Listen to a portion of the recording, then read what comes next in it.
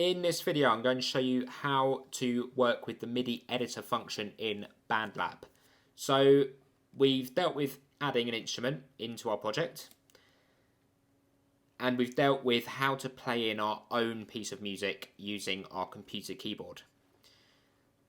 The other way of working with MIDI is to use the MIDI Editor function, and this is the advanced side of BandLab.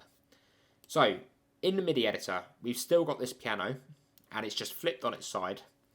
So we've got a timeline from left to right, and a piano from top to bottom. So what we're going to do is double click where we want to add a note. So I've added a note on C, because that is next to the C note. You might notice that there are light coloured lines and dark coloured lines in this timeline. They relate to the white and the black keys of your keyboard. So D is not the next note up. It's actually 2 rows up on the next white or lighter shaded row. We can change the length of these notes by hovering our mouse over the edge of the note and dragging it out. And likewise, we can make it shorter by doing the opposite.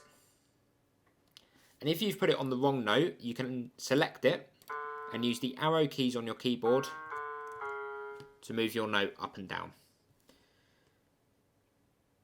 That is the basics of using the MIDI editor.